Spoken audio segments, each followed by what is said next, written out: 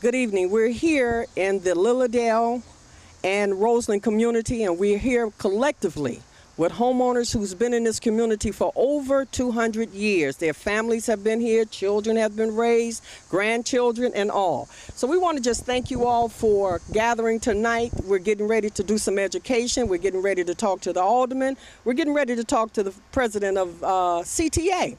And see if we can get a collective group of people to come here and better this community. With just a little bit of help, we can do great numbers. We've had a young lady who was coming home from school who was followed. So we're going to do some things. We got some things on tape, and we have talked to a lot of the people in the community, and I just know CTA is going to be excited about coming over here to help us improve and to be able to walk up and down the community safely from CTA to our homes. We're right around the corner from CTA, exactly 1 block from a brand new development that costs millions, if not billions. So we want to thank you, Emmanuel, for being our mayor, and we're looking forward to your staff coming out to help us. And Alderman Brookins, we're looking for help from you as well. We've been at your office, but we're coming closer and closer, so we need the whole family, even Rounder. And if Pritzker want to come out here and help us, we'll appreciate that as well. Thank you. So we're going to pass these mics to these ladies who have been in this community, who paid their dues and their taxes. And they're going to talk about this 200-year experience collectively together. Hi, I'm TJ Hughes. My mother lived here for 50 years. She recently passed in 2016, and I've been living here since then. My concern is for the community, for our youth, for our elderly. I am a senior, thank God. I'm happy to be a senior. And it's just the issue with being safe, feeling secure, feeling like, this is my neighborhood and we care about each other. In the back of this particular block, there's overgrown bushes that have been growing and growing and growing, and we just need some help. We've been calling the alderman's office. We've been doing what we're supposed to do, and now we've called in, and these young ladies have come out here to get our story across. So, all of you, please help. I've been with the city for over 30 years. I came in under Harold Washington. Things was really great under Harold Washington. I worked under Gene Sawyer, and I've worked under Mayor Richard Daley. And things were great under all of them. Now, what's going on now? I'm not to say that Rom is not doing whatever, but somebody's not doing whatever. And we need to make sure that it gets taken care of. So this young lady here, Miss Rose, I'm going to pass the mic to her. I am Rose Marshall. I am a teacher in Chicago. I've been in this community for over 27 years. My children were raised here. My grandchildren still come and visit here. But our concern is safety. As TJ said, recently had 2 break-ins in my garage, and my husband was out cutting the grass in front, and there was somebody just taking off the hinges on the garage door while my husband is cutting the grass in the front. That's not safe. We are a community that care about each other. We're concerned about each other, and when new neighbors come in, we let them know that this is a safe haven. But with the new CTA behind us, the parking is an issue. The trash and litter that comes with the people that traffic there is an issue. And I pick up trash every day in my yard. I don't have a problem with that because I have pride in where I live, in my community. But we want to be safe here. We want to be here for a long time. We've invested in our community, and we want our kids to be safe, and that's what's important to us. So we need your help. We need you to support us. We need you to just come out and see where we live and see what you like to be safe here. So come out and please help us. I'm going to pass it on. Hi, my name is Charlotte Coates. My only concern is 95th, the crossing. It needs to be a stop when pedestrians are walking, for the kids going back and forth to school. That's my concern. I hear everybody else, but the kids just need to be safe. That's my concern. My name is Dorothy Stewart. My family has lived in this community for well over 74 years. Lilydale is a very good community. I have lived here and I will be here until it's time for me to go to heaven. I know that's right. I thank God for Lilydale. It has a rich history, and there have been many people who have gone on and been successful in our community. And it is in a ideal location to the 95th Street Dan Ryan station, a block and a half, perhaps not even that far. And so it's very convenient for the citizens, especially the seniors. And I am in that group and have been for some time, and consider myself blessed to be a senior living in the Lilydale community. I do have a concern, and that is the lot that is directly behind my house. Over the years, the CTA has used the lot when they were building the Dan Ryan Expressway. And since that time, nothing has been built on that lot. It has been a concern of the neighbors, and we have voiced this concern that the city, the alderman, or whoever can help us will come and cut the lot, not only the inside, but the perimeter of the lot. I've noticed the other day that when the city garbage trucks and the other trucks come down the alley, they have to dodge and duck so that they can pass through safely. Cars that use the alley have to do the same because no one wants their car all scratched up. But perhaps the most important thing is the safety issue of that lot, because I've never seen the overgrown trees, and it's the density of the trees and the shrubs that have grown. And people can hide in them, and I would like to be able to sit on my back porch and enjoy myself as a senior safely.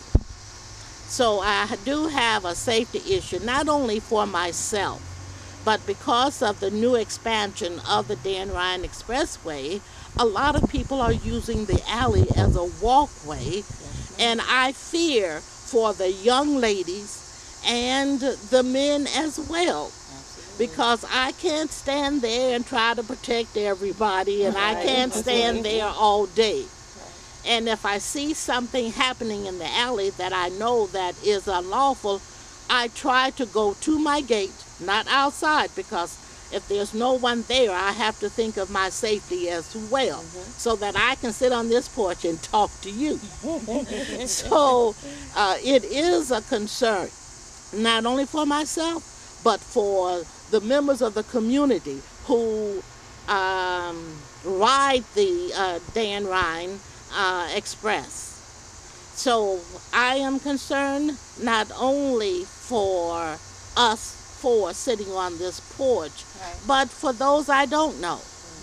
And I'm concerned for the other community members that live on the other blocks and that use Lafayette even. And I can't even see from my back porch to Lafayette to help someone who might be in trouble.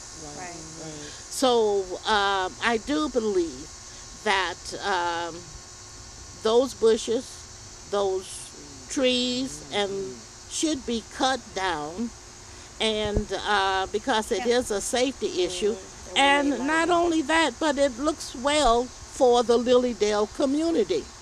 And if you are an official in any capacity, you would want your entire city to be safe, not just certain areas, not among certain people, but we all matter, and every community matters.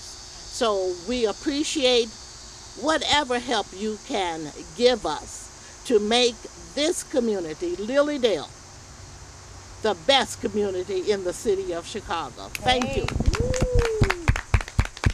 I agree with Miss Dorothy with the passageway that people are walking through the alley to get to their home, but also people are using drugs in that passageway, and they're having sex in that passageway, and that's not safe.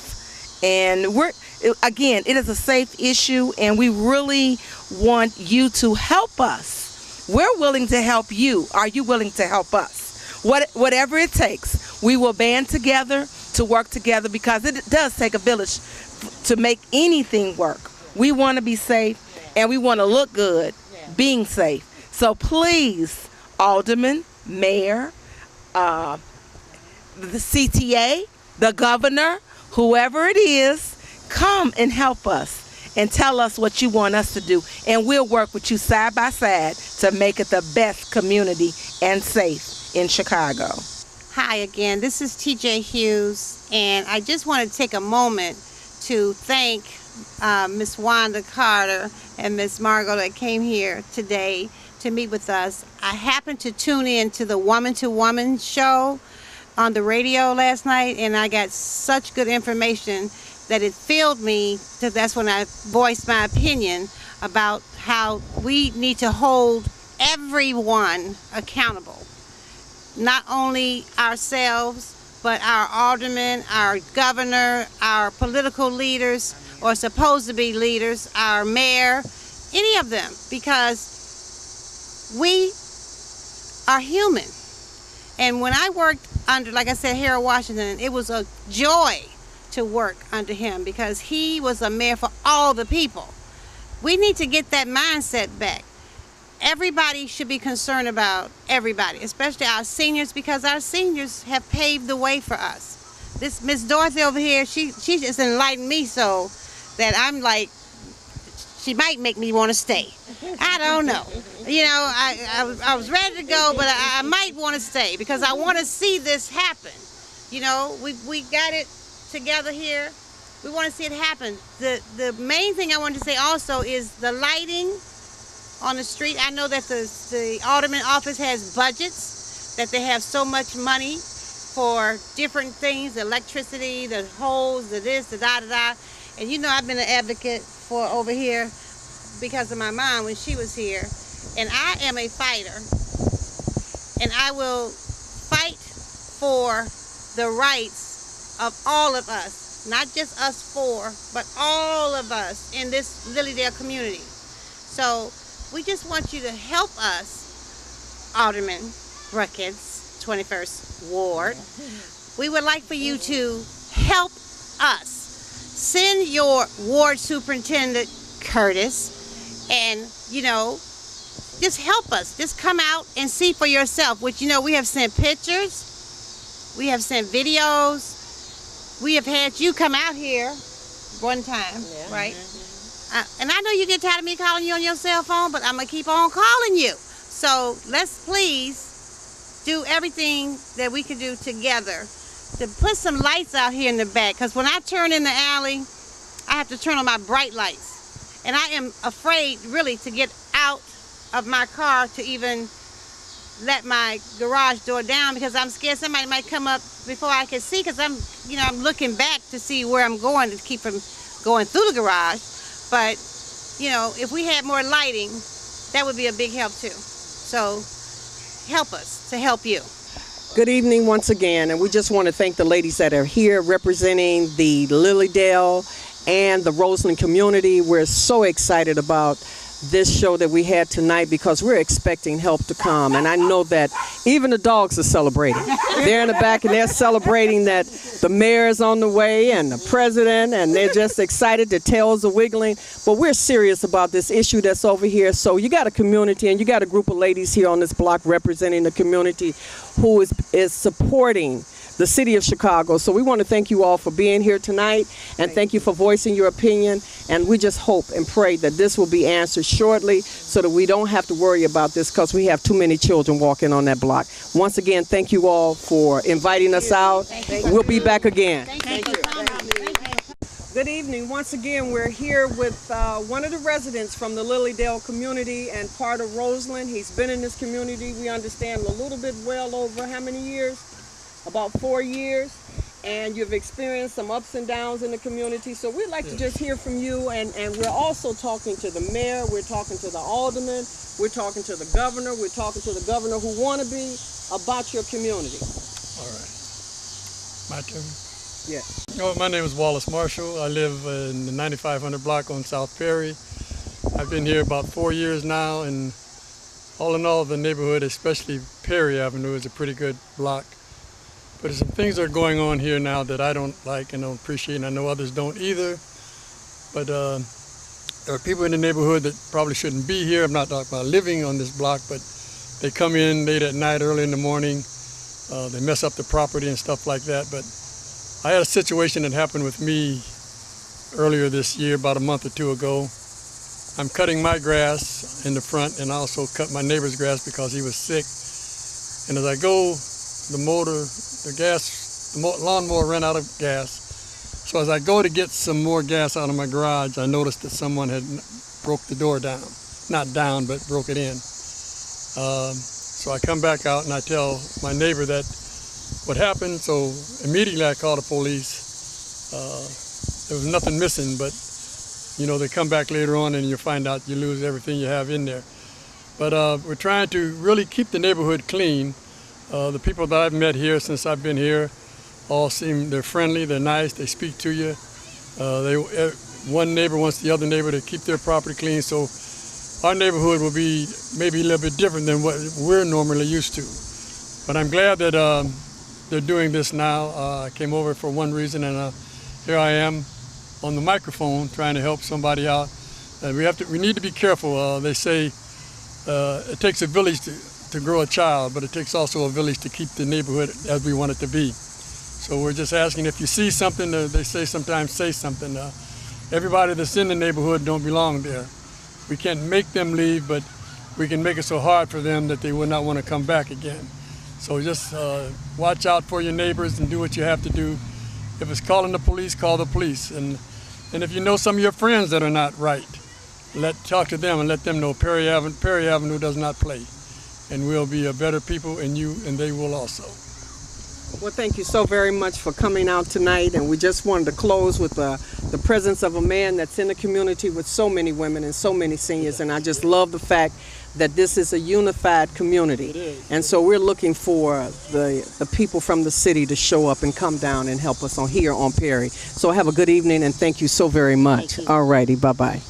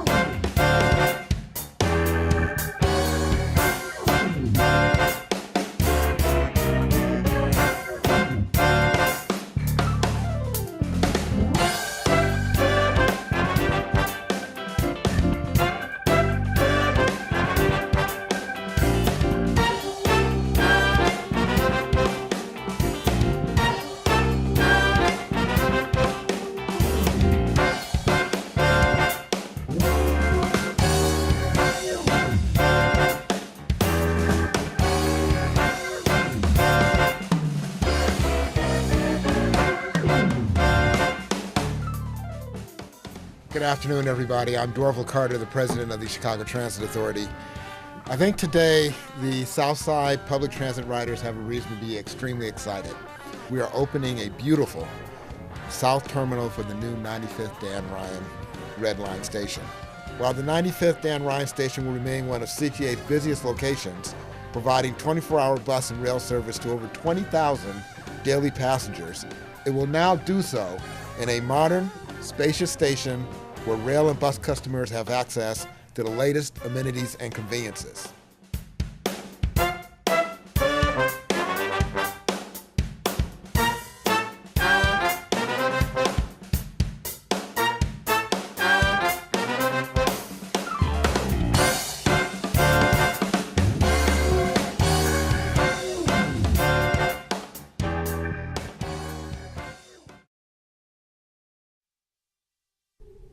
The city of Chicago has 77 neighborhoods.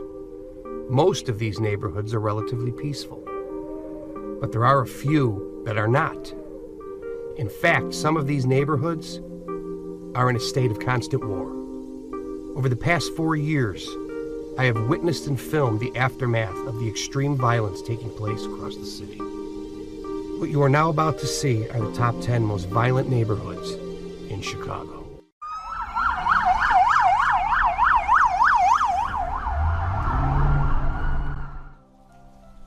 The neighborhood of Roseland is located about 13 miles south of the Loop.